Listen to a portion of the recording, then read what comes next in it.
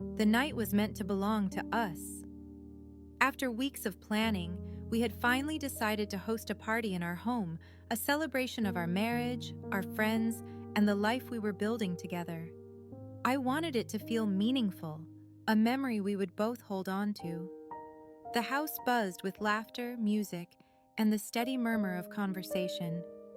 Yet deep down, a quiet unease settled in my chest, a feeling I couldn't quite name. I noticed how my wife's eyes brightened the instant her ex walked through the door. I pushed the thought aside, telling myself I was imagining things. She had chosen me, after all. As the evening wore on, though, I saw how she drifted toward him, her laughter louder and her smile wider whenever he was near. My chest tightened, but I kept my composure. I didn't want to be the jealous husband, the one who ruined the night with suspicion. I kept repeating that it was harmless, just the past briefly resurfacing. Then the music shifted, and everything I had been avoiding stood right in front of me, impossible to ignore. The DJ played a slow, sultry song, and without hesitation, my wife took her ex by the hand and led him to the dance floor. My heart stopped. Their bodies moved close, far closer than any innocent dance required. Her hands rested on his shoulders, his grip on her waist lingering far too long. I stood frozen, watching the woman I married put on a display for everyone in the room. Whispers rippled through the crowd, and suddenly it wasn't only me who noticed.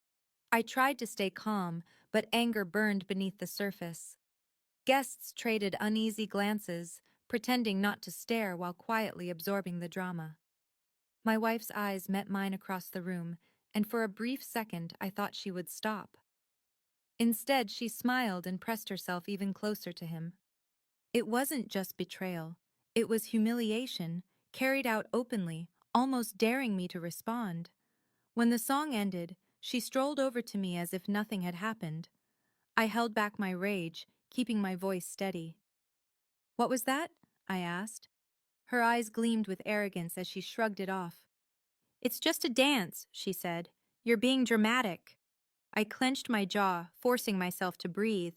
That wasn't just a dance, and she knew it. Her response was sharp, cold, and final. "I don't owe you loyalty." Those 5 words cut deeper than anything else. I don't owe you loyalty. The air around us grew heavy, and even nearby guests fell silent, sensing the weight of what she had said. She didn't hesitate. She didn't apologize. She didn't try to explain. Instead, she looked at me as if I were foolish for expecting faithfulness, for believing marriage was built on loyalty. The walls seemed to close in. In that moment, every sacrifice I had made, every late night, every compromise, every dream I had set aside, rushed through my mind. And there she stood, dismissing it all with one sentence. I finally saw the truth. I had been clinging to a love only I respected.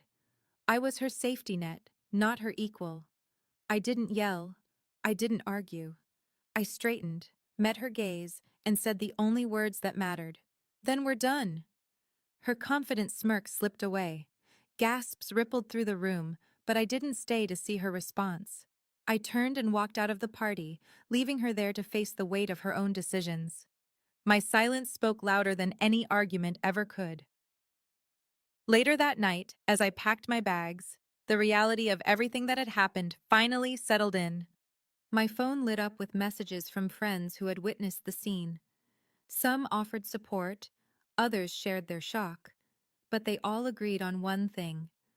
What she did was a public betrayal. She didn't even come home that night. Maybe she thought I would cool off, that I would forgive her like I had before. But this time was different.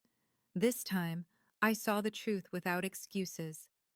Days later, she appeared at my door, her confidence completely gone.